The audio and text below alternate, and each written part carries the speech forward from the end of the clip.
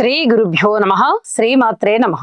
మా భక్తి టీవీని ప్రోత్సహిస్తున్నటువంటి మా ప్రేక్షకులందరికీ 2026వ సంవత్సరము ఆంగ్ల నూతన సంవత్సరపు శుభాకాంక్షలు తెలియజేస్తూ ఉన్నాం. కొత్త సంవత్సరం వచ్చేసింది అనగానే ప్రతి వారికి కూడా చాలా ఉత్సాహంగా ఉంటుంది.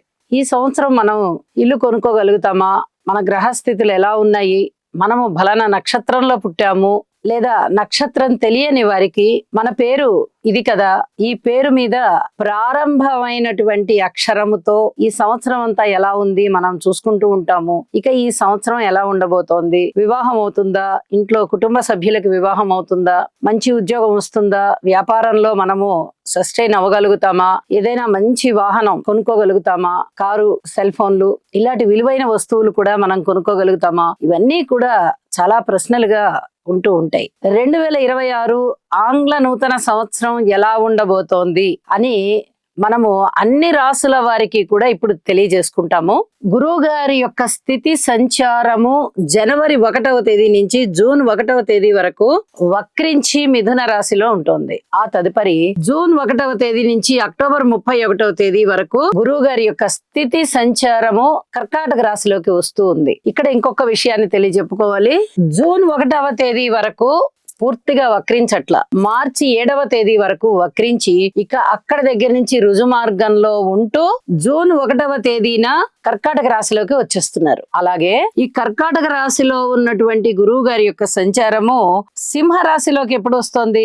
అక్టోబర్ 31వ తేదీన వచ్చేస్తుంది. అక్టోబర్ 31వ తేదీన గురువు గారు మారుతున్నారు. ఇక అక్కడ దగ్గర నుంచి డిసెంబర్ 31వ తేదీ వరకు, అంటే ఈ సంవత్సరం చివరి రోజు వరకు కూడా గురువు గారు సింహ రాశిలోనే ఉంటారు. గురువు గారి స్థితి సంచారం ఇలా ఉండగా రాహుకేతువులు ఇద్దరు కూడా డిసెంబర్ 8వ తేదీ నుంచి మారిపోతున్నారు. కేతువు యొక్క సంచారము అప్పటి వరకు కూడా సింహరాశిలో ఉంటూ ఉండగా డిసెంబర్ 8 నుంచి కర్కాటక రాశిలోకి వెళ్తోంది. అలాగే రాహు గారి సంచారము డిసెంబర్ 8వ తేదీ నుంచి మకర రాశిలోకి వస్తూ ఉంది. ఇక శని గారి యొక్క సంచారాన్ని మనం పరిశీలన చేసినట్టయితే జనవరి 1వ తేదీ నుంచి కూడా శని గారి యొక్క సంచారము మీన రాశిలోనే ఉంది. ఈ సంవత్సరం అంతా మీన రాశిలోనే ఉంటుంది. అయితే ఆగస్టు 11వ తేదీ నుంచి డిసెంబర్ 11వ తేదీ వరకు ఈ కాలంలో మటుకు 122 రోజుల కాలం అన్నమాట. అది ఈ కాలం మటుకు శని గారు వక్రించి ఉంటున్నారు. ఈ వక్రం అనేది డిసెంబర్ 11వ తేదీన వక్రం వీడిపోతోంది.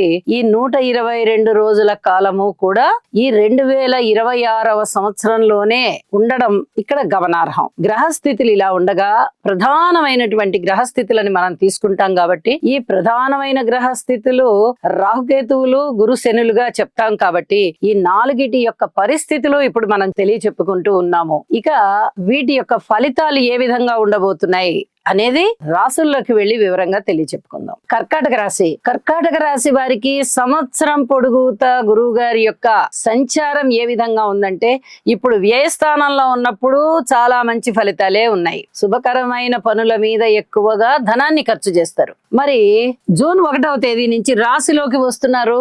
ఉన్నతమైన వ్యక్తిత్వంతో ఉంటారు, సన్మాన సత్కారాలు అందుకుంటారు, మంచి మాట తీరు బ్రహ్మాండంగా ఉంటుంది, విద్యలు చాలా బాగుంటాయి, విదేశీ యానాలుంటాయి, అన్నదమ్ముల సహాయ సహకారాలు బ్రహ్మాండంగా అందరూ సహకరిస్తారు. అన్నదమ్ములు ఒక్కరే అని కాదు, అందరూ సహకరిస్తూ ఉంటారు. భార్యాభర్తల అనుబంధం బాగుంటుంది, పబ్లిక్ రిలేషన్స్ బాగుంటాయి, అనుకోని విధంగా ధనము చేతికొస్తుంది. ఎన్ని రకాలుగా మీరు బాగుండాలో అన్ని రకాలుగాను బాగుంటారు.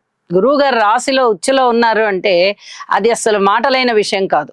సంవత్సరం పొడుగుతా 3 రకాలుగా మారినటువంటి సంచారము ఈ 3 రకాలుగాను అద్భుతాలనే ఇస్తుంది. వ్యయస్థానంలో శుభకార్యాలు చేస్తున్నారు, సన్మాన సత్కారాలు అందుకుంటున్నారు రాశిలో. ఇక ద్వితీయంలో అయితే సమస్త భోగాలని ఇస్తారైనా. ఎప్పుడైతే అక్టోబర్ 31 నుంచి గురువు గారి యొక్క సంచారము ద్వితీయంలోకి వస్తోందో అనేక రకాలుగా కుటుంబ పరువు ప్రతిష్టలు పెరగడము, కుటుంబ సభ్యులు చక్కగా ఎస్టాబ్లిష్ కావడము, నిలదొక్కుకోవడము, కుటుంబంలో ప్రతి వారికి కూడా అంటే యోగ్యత కలిగిన వారికి ఆదాయం పెరగడము, కుటుంబ జీవనంలో మంచి ఐకమత్యం ఉండడము, కొత్త కుటుంబ సభ్యులు కుటుంబంలోకి రావడము, సంతానానికి సంతానం జన్మించడము, మీకే ఒకవేళ సంతానము కావాల్సి ఉన్నట్టయితే మీకు సంతానం కలగడము, సంతానం అభివృద్ధి చెందడము, వారిని చూసి మీరు చాలా సంతృప్తి చెందడము, సన్మాన సత్కారాలు అందడము, ఒకటేమిటి సమస్తమైనటువంటి గుణాలు ఇక్కడ మీకు చాలా చాలా అద్భుతమైన మనశ్శాంతినిస్తాయి, సంతృప్తినిస్తాయి. గురువు యొక్క ఆశీస్సులు దొరుకుతాయి. గురుబలం చాలా పెరిగింది. తీర్థయాత్రలు చేస్తారు. దైవం యొక్క ఆశీస్సులు మీకు సాక్షాత్తు లభిస్తున్నాయా అన్నంత గొప్పగా ఉంటాయి. ఇళ్ళు, స్థలాలు, పొలాలు ఇలాంటి చర స్థిర ఆస్తులు ఏమన్నా సంపాదించుకోవడానికి అవకాశం ఉంటుంది. విద్య చాలా బాగుంటుంది. అనేక విధాలా బాగుంటారు. ఒక్కటేమిటండి, వ్యయంలో ఉన్న గురువు గారు కానీ, రాశిలో ఉన్న గురువు గారు కానీ, ద్వితీయంలో ఉన్న గురువు గారు కానీ చాలా చాలా అద్భుతాలను ఇస్తారు. ఒకటి కాదు, రెండు కాదు, ఎన్నైనా చెప్పుకోవచ్చు. వ్యాపారం పెడతారు, వ్యవహారాలు చేస్తారు, 10 మందిలో ఉన్నతమైనటువంటి గౌరవాన్ని పొందుతారు, సన్మాన సత్కారాలు అందుకుంటారు, మీ మాటకి పరపతి ఏర్పడుతుంది, విద్యలు బాగా రాణిస్తాయి, కొత్త కొత్త విద్యలు నేర్చుకోవడానికి అవకాశం ఉంది, దూర ప్రయాణాలు చేస్తారు, విదేశీయానాలు చేయడానికి అవకాశం ఉంది.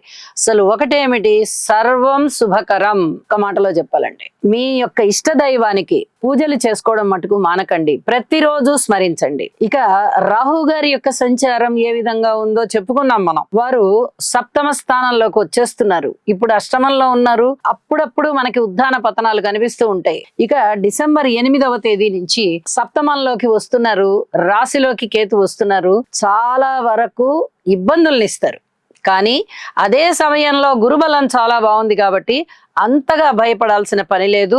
దుర్గ పూజ చెయ్యండి అని చెప్పి మరీ తెలియజేస్తున్నాను. సంవత్సరం పొడుగుతా 9వ స్థానంలోనే శనిగారి సంచారం ఉంటూ ఉంటుంది కాబట్టి ఇక పుట్టింటి నుంచి వచ్చేటటువంటి ఆస్తులు ఏమైనా ఉంటే వచ్చేటటువంటి పరిస్థితి, పిత్రార్జితం మీకు రాకుండా ఎవరన్నా అడ్డుకుందాం అనుకున్నా అది అడ్డం పడలేకపోతారు. ఖచ్చితంగా మీకు వచ్చేటటువంటి పరిస్థితి.